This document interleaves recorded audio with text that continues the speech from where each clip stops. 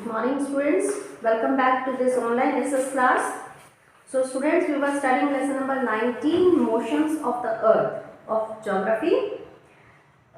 Till now we have read how days and nights are caused due to the rotation of earth. Or as today we will be studying about the revolution of the earth. So चलिए पढ़ते हैं इसके बारे में. It was on page number 125 in your book, Revolution. किस तरह से revolution seasons को affect करता है, किस तरह से revolution of earth की वजह से seasons earth पर change होते हैं. All this is explained in this topic. So I am starting the topic. The motion of the earth round the sun is called revolution. तो सबसे पहले हमें ये जानना है revolution क्या है. ये तो आप सभी अच्छे से जानते हैं. अर्थ की सन के चारों तरफ जो मूवमेंट होती है that is called revolution. You can see earth sun is in the center of solar system और सन के चारों तरफ अर्थ राउंड ले रही है. these are depicting the earth is moving like this in oval orbit.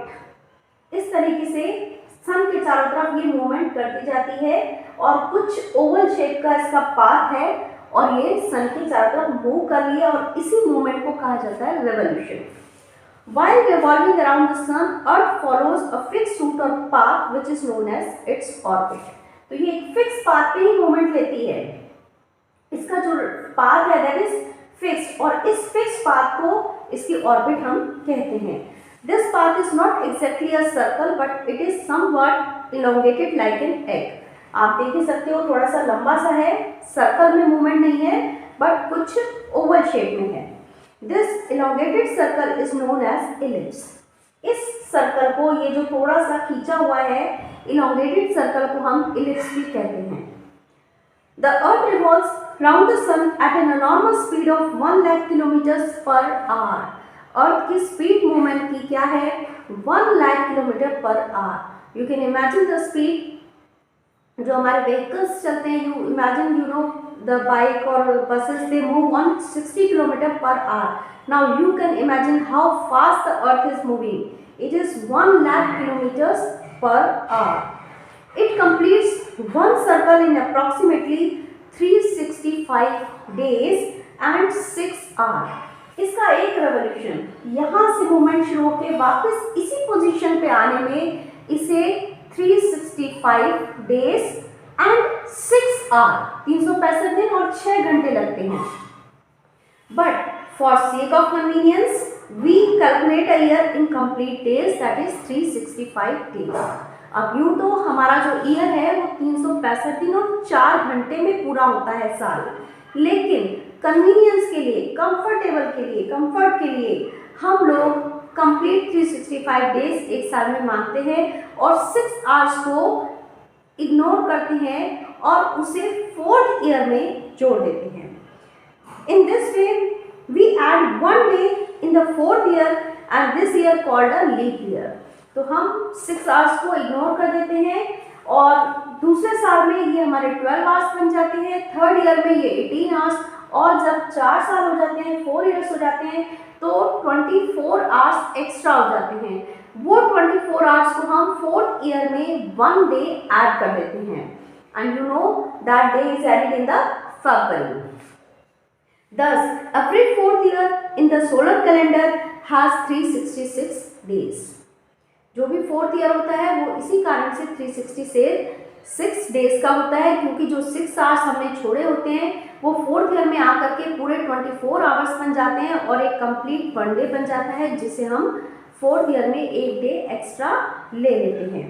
This extra day is added to month of February. In an ordinary year February has 28 days while in a leap year it has 29 days.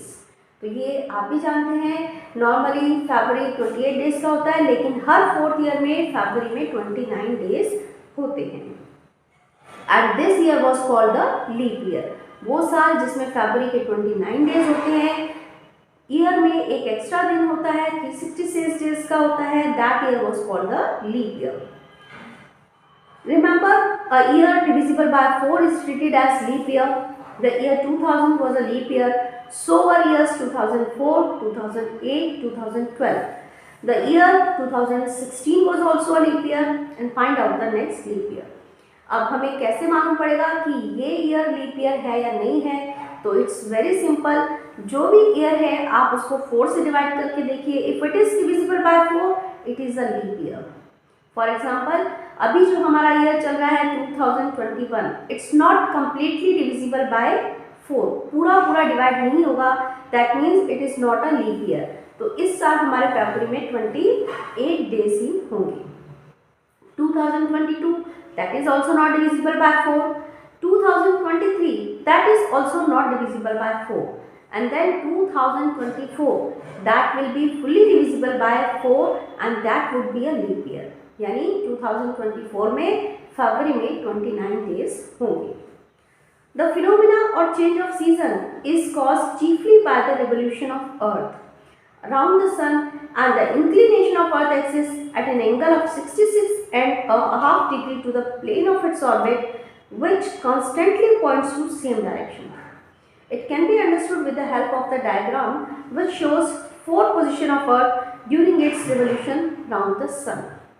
So students, जो हमारे seasons change होते हैं अर्थ पे, winter, then summer, then spring, autumn, ये season change इसकी revolution के कारण, अर्थ के चारों तरफ मूवमेंट के कारण ही सीजन चेंज होता है. किस तरीके से ये होता है, ये चीज़ हम इस फिगर के थ्रू समझ सकते हैं. आप बोर्ड पे आप ये फिगर देख रहे हो, इसमें बताया गया है किस तरह से सीजन चेंज होता है. इसमें अर्थ की हमने 4 पोजीशन शो की हैं अलग अलग. जब अर्थ के ऊपर है ये अर्थ सन के एग्जैक्टली ऊपर है. दूसरी पोजीशन सन के एग्जैक्टली नीचे अर्थ की पोजीशन है और सन के राइट साइड में और लेफ्ट साइड में. ये 4 पोजीशन से हम समझेंगे. सबसे पहले हम पढ़ते हैं position number 1, position on June 21 जून की पोजीशन हमारी ये वाली है. दिस इज 21 जून को अर्थ की पोजीशन इस तरीके से होती है. Like north pole is inclined toward the sun and south pole is away from it. आप देख रहे हैं ये हमारा नॉर्थ पोल सन की तरफ इंक्लाइंड है, सन की तरफ झुका हुआ है और साउथ पोल इससे दूर है. Rays of sun fall vertically on the tropic of cancer. Tropic of cancer ये हमारी सेंट्रल लाइन इक्वेटर है और इसके ऊपर ये ट्रॉपिक ऑफ कैंसर है नॉर्दर्न हेमिस्फीयर में. This one is the northern hemisphere और ट्रॉपिक ऑफ कैंसर के ऊपर ये डायरेक्टली सन रेज आ रही हैं. And major part of northern hemisphere are lit by sun rays. आप देखेंगे sun rays से ये पूरा पार्ट, मोस्टली पार्ट इतना, ये पार्ट sun rays से रोशनी ले रहा है. It is receiving the sunlight. As a result, days are longer and hot and it is summer in the northern hemisphere. यानी इस जगह पे ज़्यादा सनलाइट इस समय आ रही है और इसीलिए नॉर्दर्न हेमिस्फीयर में इस पोजीशन में समर सीजन होता है and that's why it is called summer solstice. This position on June 21 when sun shines vertically on Tropic of Cancer is called summer solstice. तो यहाँ पर जब ये Tropic of Cancer पे sun shine कर रहा है vertically, in this position northern hemisphere enjoys summer season. And that's why the position is called summer solstice. ये जितने भी पोजीशन हम नेम करेंगे that will depend on the season of northern hemisphere. Northern hemisphere को base मान के हमने ये सारी पोजीशंस को नेम दिया है. तो क्योंकि नॉर्दर्न हेमिस्फीयर में यहाँ समर है, so the position is called summer solstice. इस समय जो साउदर्न हेमिस्फीयर है वहां पर विंटर सीजन होगा क्योंकि वहां पे सनरेज वर्टिकली नहीं आ रही है.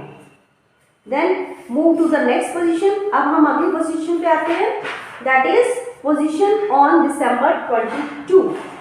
दिसंबर 22 की पोजीशन ये वाली है जब ये पूरा यहां से घूम करके इधर आ जाती है. 22 दिसंबर. इस पोजीशन में आप देखेंगे 22 दिसंबर की पोजीशन में south pole is inclined towards the sun. अब आप देखें साउथ पोल सन के सामने आ रहा है और नॉर्थ पोल इससे दूर है. Rays of sun fall vertically on tropic of cancer. अब ये साउदर्न हेमिस्फीयर का जो ट्रॉपिक ऑफ कैप्रिकॉर्न है, इसके ऊपर सन रेज डायरेक्टली पड़ रही है और ट्रॉपिक ऑफ कैंसर पे नहीं आ रही थी, and that's why it is summer in the southern hemisphere. और क्योंकि साउदर्न हेमिस्फीयर में ही सन रेज डायरेक्टली पड़ रही है, तो यहाँ पर समर सीजन है, जबकि नॉर्थ में इस समय विंटर सीजन हो चुका है। Thus, on December 25 every year, when Christmas is being celebrated, it is winter in the northern hemisphere, as in England, the USA, India. But it is summer in southern hemisphere, as in Australia, South America, etc. Remember, when sun shines vertically on Tropic of Cancer, the position is called winter solstice. South में यहाँ summer है, but northern hemisphere में winter season है। और अभी मैंने कहा था नॉर्दर्न हेमिस्फीयर के अकॉर्डिंग हम नाम दे रहे हैं, तो क्योंकि नॉर्थ में विंटर सीजन है, इसलिए इस पोजीशन को विंटर सोलिस्टिस कहा जाता है। ओके, अब हम आ जाते हैं बाकी की दो पोजीशन को देखेंगे जब ये सन के एग्जैक्टली ऊपर की तरफ या नीचे को है। And these position are on March 21 and March 23। Both the North Pole and South Pole are neither inclined towards sun nor away from it.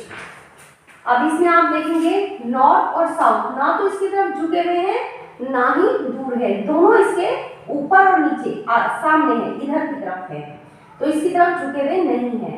This position is on 21st March